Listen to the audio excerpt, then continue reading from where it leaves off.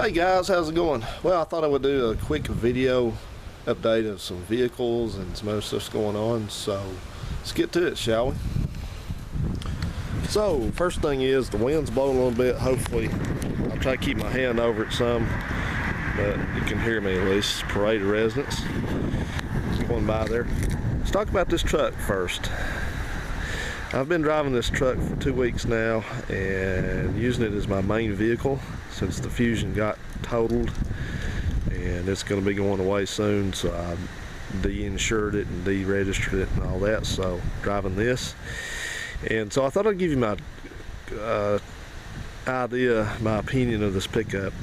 And I want to stress, first of all, this is not a complaint type of a thing. I'm glad to have this. This is just an old truck, you know, and it's nothing great about it.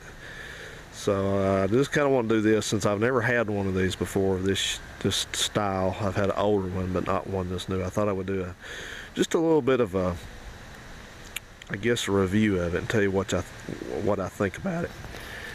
And so I guess I put about 12 or 1300 miles on it. And so this is a 318 Magnum 318 with a 4-speed automatic transmission. It's got about 212,000 miles on it, and it's pretty beat up. It's been run hard and put away wet. So anything I say about what it's not doing so well, like I said, take that with a grain of salt, because it's probably doing as well as it can. So let's get on in here. We'll sit down and talk first. So anyway, just driving this thing these 2 weeks, the first thing that jumped out at me is this truck really is just one of these vehicles so far that hasn't made any kind of impression on me. Meaning it hasn't made a bad impression, but it really hasn't made a very good impression. It just kind of middle of the road. From having older Dodges, this truck reminds me a lot more of an older Dodge pickup than it does anything newer. I will say that it doesn't drive as well as that 2002 F-150 I had before this one. It doesn't drive as well as it did, and it doesn't have as much power. This truck, for whatever reason, I guess it's just been beat on so bad, it seems like it's down on power. It runs good as far as I can tell. It's not missing or anything like that, but it's just not really, it doesn't seem like there's a lot of firepower under the hood. And that's interesting because for work I had about 3 or 4 of these the Dodge, the B vans, I call them B250 vans. I think I had 3 92 models and I had a 94. I had 2 short wheelbase vans and 2 long extended vans, and it just seemed to me like those vans had more oomph to them than this one does. This truck just doesn't seem like it's like all the power's there. And so that's that. And another thing is that this transmission works well, and I don't think there's anything wrong with the transmission, but it is it wants to be in overdrive as much as possible. And these transmissions, I've learned a little bit about them. I knew what they were. It's an A518, which is a 4-speed. But really what it is, they kind of did a hybrid thing on this transmission, because the transmission part of it is still basically a 727, 3-speed 727. Then it's got an electric overdrive unit on the back of it in the tail housing. And furthermore, this is called, I think this one's called, their new nomenclature is called a 46RE, which means it's electronically shifted. The older one was called a 46RH, which means it's hydraulically shifted. And I didn't realize that even this thing, even being electronically shifted, supposedly, it's still got a throttle valve cable on it, to the best of my knowledge. And in fact, I'm certain it does, because I remember taking it off when I did that throttle body cleaning on it a while back, and I was thinking, why has this thing got all these cables on it? I see an accelerator pedal, I've got an accelerator cable, I see cruise control, and then what's the third one? It just didn't really register to me. You know, I thought, well, maybe, I don't know what that is. But as it turns out, Chrysler took the low road on this transmission. They still shift it, you know, like the old ones did with their throttle pressure. And I guess they just use electronic solenoids to actually make the shifts in the valve body, you know, to run the valves. That seems kind of strange to me. I mean, why bother with that? Why even do that? If you're gonna run the rest of it off hydraulics, why don't you just leave it hydraulics? But either way, that's the way they did it, so that's the way this thing works. And it shifts up through the gears just fine. I mean, it shifts at the right times. I've had a bunch of torque flights, and it shifts good. I don't think it's got something off in it as far as the adjustments. But anyway, it just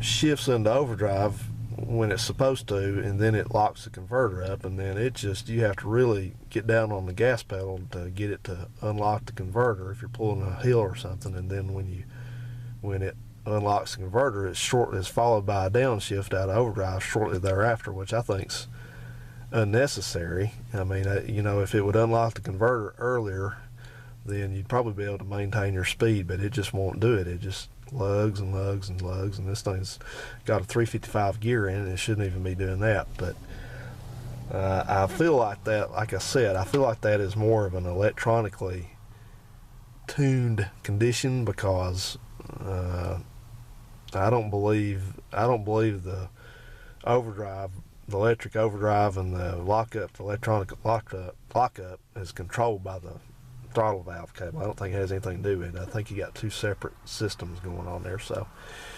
anyway, I don't know about that, and I don't like that very well at all, because it's I think that contributes to it feeling sluggish. But other than that, I like it well enough. You know, it's fine for what I need it for. I don't plan to be continue driving this regularly like I have been. This has just been temporary. So, you know, I'm not holding it to very high standards. Turn this. Whoops! Almost knocked the camera off my hand.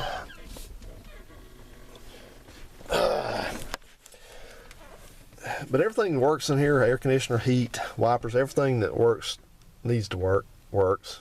So no problems with that. Nothing's failed, nothing's broken. It hadn't quit running. A few of you have been extremely interested in whether this truck has intake gasket problems, the plenum gasket problems.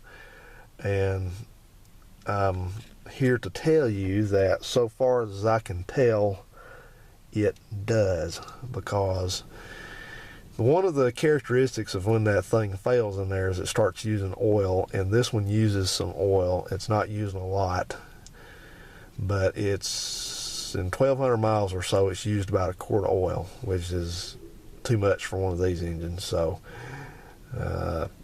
that's the only real thing it can be. When I took that throttle body out and cleaned it, it was sludgy. So I didn't even bother looking in the plenum down there, because I don't want any bad news. I don't want bad news. I just ignore it. But anyway, so that is what it is. I'm not going to fool with it. I'm not going to mess with it, not till it starts using a lot more oil or runs bad or does something bad. Right now, I ain't messing with it. So the only other things, good and bad, that I want to tell you about this truck in here, inside of it, is that one thing good about it, it's hard for me to believe that Chrysler could put in such intelligently designed and easy to use cruise control buttons, and Ford in that Fusion over there could engineer and put in such terrible design buttons as they did. How easy can this be? On, off, set on this side, excel and resume on this side, coast on this side, and with a, can you believe it, a cancel button. I don't know why the domestic automakers took so long to finally understand that people like a cancel button. But this one's got great cruise control buttons, everything works fine. That Fusion doesn't even have a cancel button on it. It's got a little row of identical buttons down the left side of the steering wheel that you have to look at them every time. You can't tell where it's at by feel. And I've hit the resume button on that thing a few times, and it took off on me like shit. So now, the thing I don't like about the interior of this truck, the controls and stuff, about the only thing about it I don't like is, for some reason, somebody tell me why this is, they run the air conditioning compressor if you put it on bi-level. So if you don't want the compressor running all the time, excuse my hangnail there, if you don't want the compressor running all the time, then you gotta turn it on just vent or floor. Can't have bi-level. We're running compressors. So somebody that knows tell me what the advantage to that is. We're not talking about the windshield. We're talking about bi-level. Why is that? That Taurus I had did the same exact damn thing. And, you know, for years and years and years, Japanese automakers pioneered the use and continued the use of a separate AC button somewhere else down here. There's room for it. You could put it down here and let the customer decide when they want air conditioning, not dictating to them when they get air conditioner operation. I don't want it on bi-level. I don't want it to run except on defrost or defog and up here to the face, and, you know, let me decide. I'm the driver. I'm the customer. I want to decide when I get air conditioning. And, you know, aside from this stuff still going on. But anyway, all right. That's it for the truck. Let's go talk about something else. All right, here's the poor old Ford Fusion. And this is probably going to be your last look at this car, because it turned out to be 134% overvalued to repair it. So the insurance company made me an offer on it. That we worked the terms out of that. We settled. So anytime now it's going to be picked up and hauled away. So it's going to go bye-bye. Would I buy another one of these cars? I might buy a much newer one. This is the first year of these, the 2006, and so it doesn't have all the features that the later ones had, and it's, you know, they improved them as time went on a little bit. So, but it's a nice driving car. There's a lot of Mazda DNA in these cars. From driving Mazdas, I can tell you that much. But, you know, I had to put 3 inside door handles on it. I had to put brake rotors on it, which promptly warped again. But that was about it. Nothing else broke. No engine problems. No more transmission problems. I had to do that transmission repair on it, but that's held up well. So anyway, so I've enjoyed it. It's been okay. So see ya, Fusion.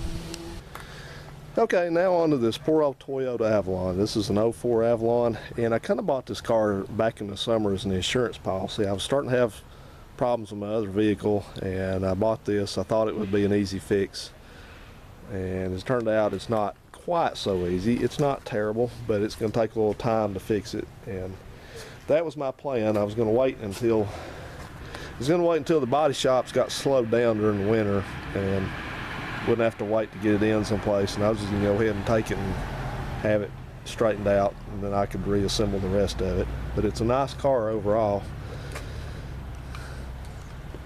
And it's just been sitting here, but here's the deal with this now. In a stunning turn of events, my company has informed me that they're going to now provide me a car to drive for work. So I no longer have a need for any car to drive during the week. So that means I no longer need the Fusion. Of course, that's going away anyway. I no longer need this car. So I know a few of you were waiting to see this thing fixed, and I wanted to, but sometimes that's just the way things work. You know, I've waited a long time for that offer to come down to me at work. I was one of the last ones that didn't have a car, but that's going to happen now. So, and it's also, as things go in the corporate world, it's also tied to some extra work that's going to come our way. We're going to have extra responsibilities. What actually happened was one of the guys that works in our department got recruited to take another job in the company, so he's getting a little bit of a promotion too, and then we are going to assume some of his duties, and I'm going to be bumped up to what the other guys are all doing. So long story on that, but anyway, it's good for everybody involved. And like I said, I'm sorry to see the Toyota not be dealt with, but you know, I can't have a company car here, and then I can't have this, and you know, that just sitting here. That's going to be a problem. So I actually offered to give this car to my brother, because he's driving an old Protege that's got about 250,000 miles on it, and doesn't have cruise, doesn't have power or anything, just a stripper car, you know. And it runs okay, but it's having some issues, minor issues, and you know, I thought, well, that'd be a nice gesture so that he could fix this and have a much nicer car, you know, for somebody just give it to him. And you know, I hadn't even heard anything from him. I texted that to him about that car, and he's not replied to me at all. He replied about something else, but he virtually just ignored that part of it. So, you know, I hope he takes it. But I'm going to tell you something. When I offer a car to somebody, I'm not about to chase them for it. If I don't hear anything in a reasonable time frame, I'm going to sell this bitch, and that's going to be it. And don't come back later and ask where it's at, why you didn't get it. You know, free is free. Jump on it or do without. That's the way that works. And lastly, how's my hair look? Gotta get a haircut. Anyway, lastly, guys, yeah,